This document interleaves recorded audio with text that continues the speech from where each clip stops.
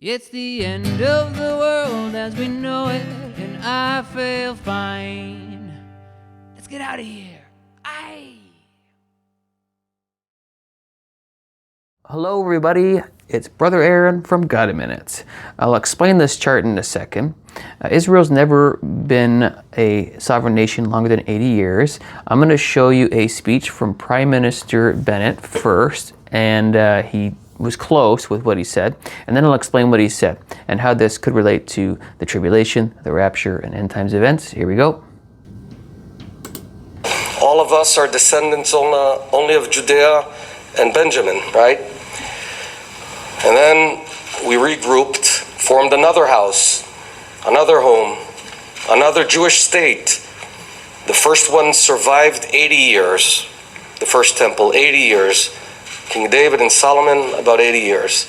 The second temple, or the second commonwealth of the Jewish people, survived as a sovereign and united country about 73 years during the Maccabees. And then again, internal strife tore us apart. So the Jewish people have never exceeded 80 years in Eretz Israel as a sovereign united state. We're now 73 years old.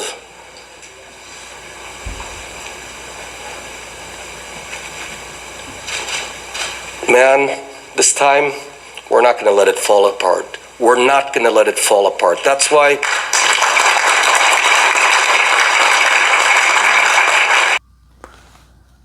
We're not going to let it fall apart, he says. Well, as if he's got anything to do with it.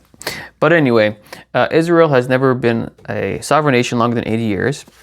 So this little graph, you can go to that website if you want this graph, this little picture, this timeline chart. But if you look at this, we see King David. This is obviously approximate dates, but around 1010 or 1011 to 971 or 970 or even 969, King David ruled for 40 years. King Saul reigned for 40 years. King Solomon reigned for 40 years. But there was in the transfer from Saul to David, King David ruled over Hebron for 7.5 years, and then all of Israel for 33.5 years, and then King Solomon took over for 40 years. Okay, so I'll show you the graph now. So you see this graph. So approximately 10,010, we've got David ruling over Hebron, 7.5 years, all of Israel. And then, so in partnership with King David, David died around 970 BC. King Solomon took over 72.5 years, which means Israel did not get past 80 years as a sovereign nation. All right. Number two, we've got this other time in the Hasmonean dynasty, and we don't really hear about this much because this was during the times where there wasn't a whole lot of Bible being written, in fact, at all. So we've got this to help us out, though. Here it is. Right around 142 BC, this is after the Maccabees. We've talked about that, Antiochus Epiphanes. Setting up the abomination of desolation, the fourth. Here's a little picture at the bottom there. Antiochus the fourth Epiphanes. That's the guy. He's the blueprint for the future Antichrist. But anyway, in about 142 BC, that's when their 80 years began. And then in 63 BC, Pompey conquers Jerusalem for Rome, and that ends it. So going to this chart, we've got 79 years during the Hasmonean dynasty. And again, Israel doesn't get past 80 years there.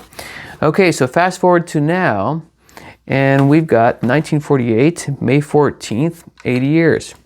Now, if pattern is prophecy, which we all believe that it is, and we expect a rapture before Jacob's trouble, and most people, like myself, believe that it's 7 years. Well, if the pattern repeats, that means technically, I would expect a possibility that Israel will not get past 2028, because 1948 plus 80 years is 2028. If we take the midpoint of 2028, a Hanukkah being a potential midpoint, December, I think it's December 2028, and you minus 1260, 1290, that gets us to the middle of 2025.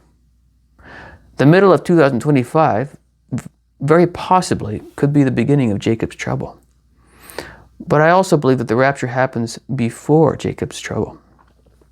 So if this is true, this pattern is true, and I'm not quite sure if it is, we speculate here, we consider things, we just observe patterns and present them.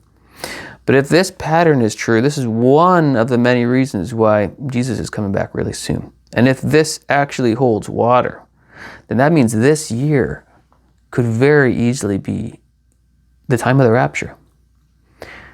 Again, December 2028 minus 3.5 years gets you to spring, summer 2025. Amazing. It just so happens that they're working on a two-state solution which might be completed in June of 2025. So neat. So interesting. I don't know, guys. All we can do is look at the patterns and present them. If you are not tight with Christ, I really encourage you to get into a relationship with Jesus Christ. Believe what he did on the cross.